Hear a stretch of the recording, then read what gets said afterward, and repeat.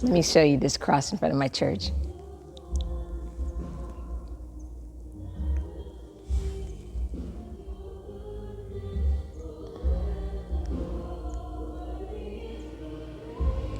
Isn't that beautiful?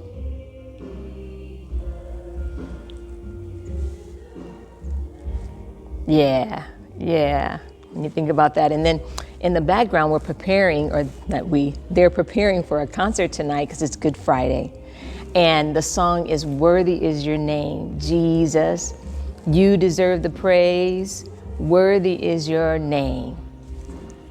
Awesome.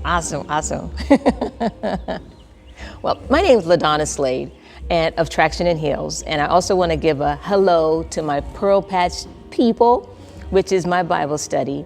And I thought just real briefly, just to share with you a bit of my thoughts today on this life-changing weekend, which is, some would call it Easter, some call it Resurrection Weekend, and it's all good.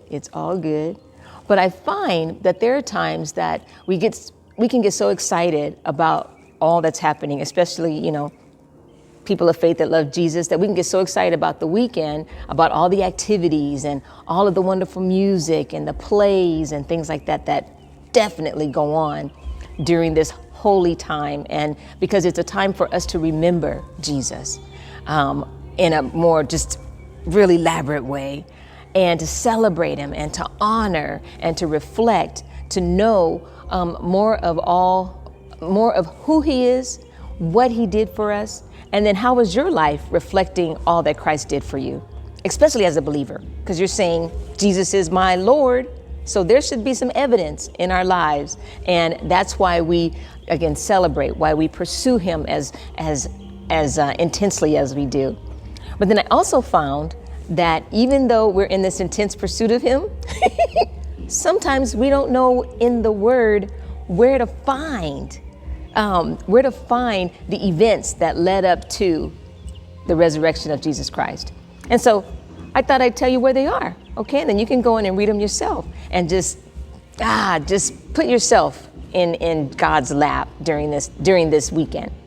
So I want to give you a little heads up, or you can get a little ahead of the curve on when you do attend services, where these events that we're celebrating this weekend, that we're honoring this weekend, and we're acknowledging this weekend, because it's so important that you read it for yourself. Because I'm all about building relationships, especially relationships with Jesus. All right. So I've got my little paper here. So give me just a second. Let me make sure I don't mess it up on where I'm telling you to go in the Holy Bible. All right. So first, we want to go to Matthew, and these are all in the New Testament. And the New Testament has the Gospels, which is Matthew, Mark, Luke, and then we often toss John in there. And they are the different perspectives from these men, Matthew, Mark, and Luke, of how they saw the life of Jesus. And so I'm narrowing down this part of their journey with Jesus just to how they observed this time of Jesus' life. Okay, between like his death, his crucifixion, his death, burial, and resurrection. So starting with Matthew. Matthew starts his recount of that starting in chapter 26, and he takes you through chapter 28, which is actually the end of the book. And all of these take you to the end of the book. So, and then we go to Mark. Mark starts his journey or his observation. Mark starts his observation in chapter 14. Takes you from 14 to 16. And then we have Luke. Luke goes from chapter 22 to chapter 24.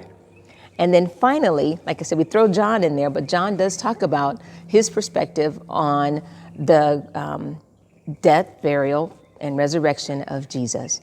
But I'm going to cheat a little bit and have you start at John chapter 1, okay? John chapter 1, and then skip over to chapter 17 through 21. All right, and that's the end of that book. Well, anyway, just wanted to share that with you because I do know that sometimes we just don't know. And when we know, power comes. Or at least we feel better about ourselves when we're sitting in the service.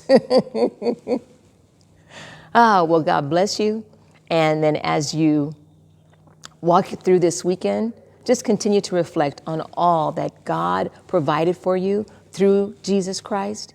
And then all that Jesus did, the sacrifice that he made for us, that we would have life and life more abundantly. Now, the fullness of that scripture says that the enemy comes to kill, steal, and destroy. But Jesus turns right around and says, but I came that you would have life and life more abundantly. And that is my desire for your heart, that you recognize the things that Jesus has done for us and what he's provided for us, and that that all of us walk along that path and growing deeper in him and learning more about him so that we can live that abundant life. All right, I could keep going on and on and on, but I won't, because we all got things to do today. All right, well, God bless you, and I'll see you next time.